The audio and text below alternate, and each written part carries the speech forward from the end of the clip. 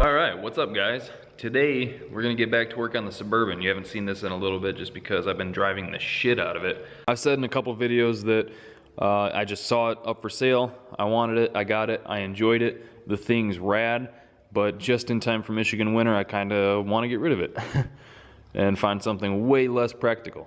But I definitely dig it. I think the thing's rad.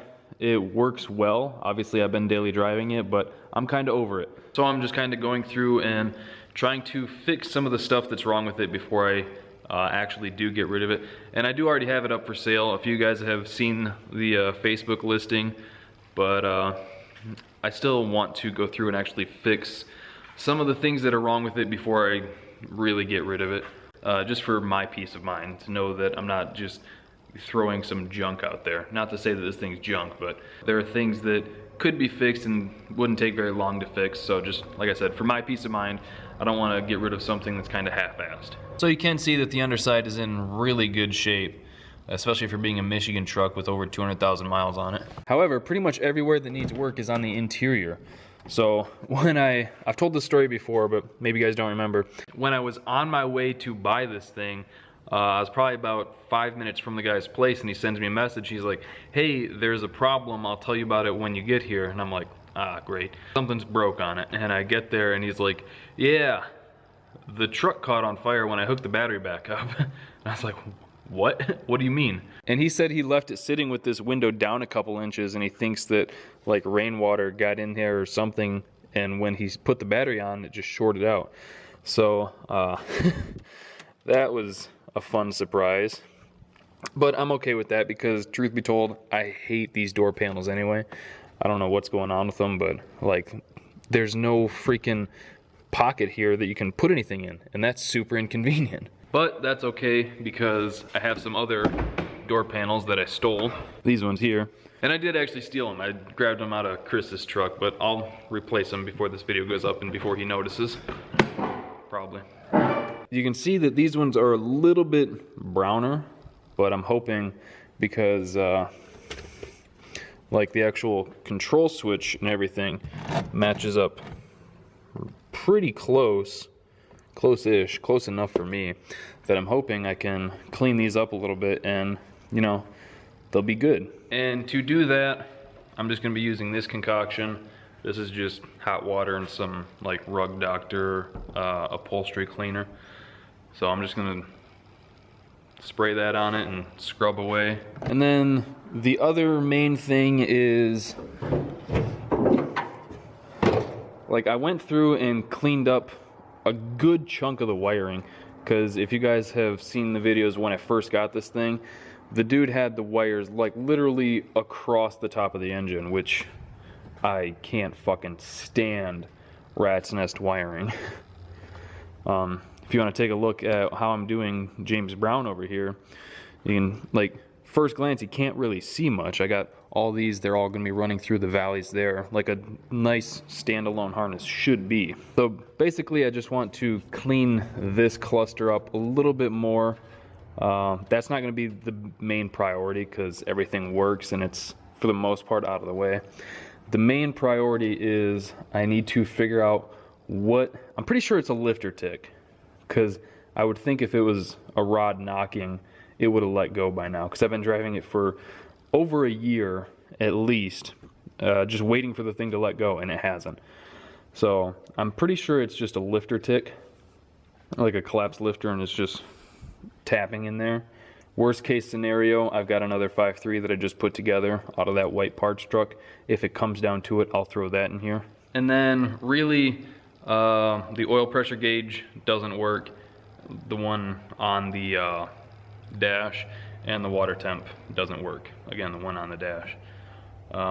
So those are pretty much everything I need to figure out to feel comfortable selling this truck. As far as problems with the vehicle go, those are definitely not the worst ones I've ever had, but they do need to be fixed. So basically just a little bit here and there. I'm going to be working on this thing, trying to get it kind of to a point where I'd feel comfortable selling it. Like if one of you guys decided to buy it, I don't want to sell you something that I wouldn't want to put my kid in and drive to Texas, you know. And truth be told, I think the thing would make it, but I just want that peace of mind for me, you know, because I don't want to sell something and then have someone come back and be like, you sold me a piece of shit. I'm doing it for pretty selfish reasons, if I'm being honest.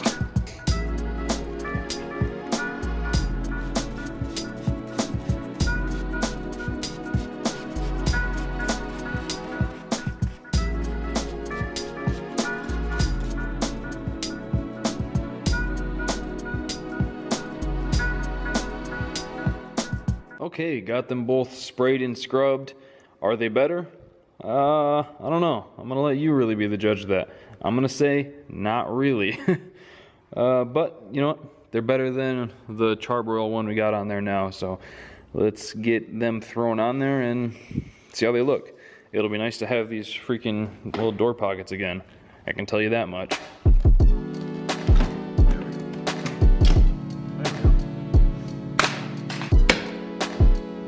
I always think I'm gonna break those.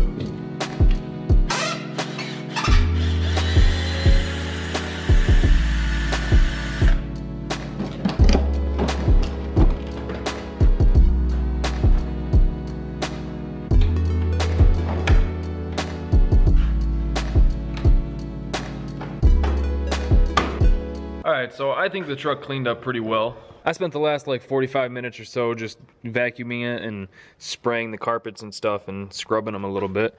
So they're still a little damp, but it's definitely better than it was. Obviously, they have pretty much never cleaned the mud and stuff out of there. But it is way better than it was. Basically, the only bummers on the interior now are the seats cracked, the headliner droops a little bit, and I need a new like actual door handle there. But way better than it was. So now that those things are off the to-do list, I want to check the compression on all the cylinders because I don't think we've ever actually done that, and I'm curious. I've got a feeling that if there's anything kind of shady going on, it'll be on either the number 1 or number 3 cylinder, because that's kind of where it sounds like that like tapping sound is coming from. So with that in mind, I'm going to start with these two just because if these ones are reading like 80 pounds of compression, I'll know that those are the issue, and I won't have to do all the rest because those back ones I got a feeling are going to suck. So since these ones are fairly easy to get to, I mean relatively, I'm still having to reach over this big ass truck to get to everything, but since those ones are fairly easy to get to, obviously I'm going to start with those ones. Ooh, somebody put this spark plug in with an impact. Please don't break. Jesus fucking Christ. Holy shit. Golly. That motherfucker was tight. Hopefully the entire spark plug is still there. Alright, moment of truth. It's all still there. And it looks relatively fine, at least from what I can see so far. 90% sure that I got that threaded in all the way. So I'm gonna crank it over and we'll see what's going on here.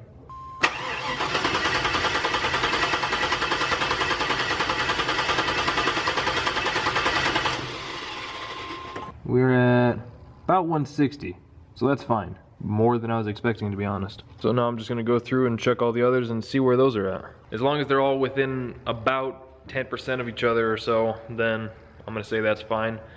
All right, so the driver's side's all done. They're all way better than I expected.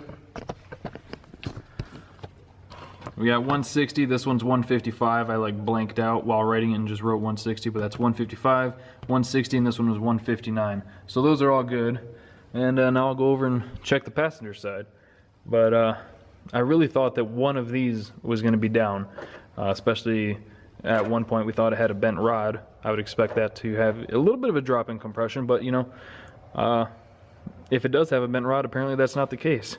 Unless it's maybe just twisted, I don't know. We'll have to do some more testing and find out. All right, just check the passenger side, and they all check out too. The lowest one out of all 8 was 150, so I'm gonna call that good enough. Don't run into the car. I'm gonna call that good enough.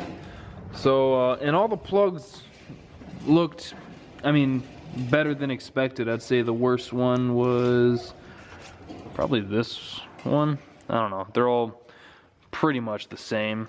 I was expecting them to be like really black and fouled out, but for the most part they're okay. That gives me a little bit more confidence in that aspect at least. But I do still need to do a little bit of digging and find out what that noise is, because anybody who comes and checks the truck out is gonna be like, what the fuck is that? That's worst case scenario.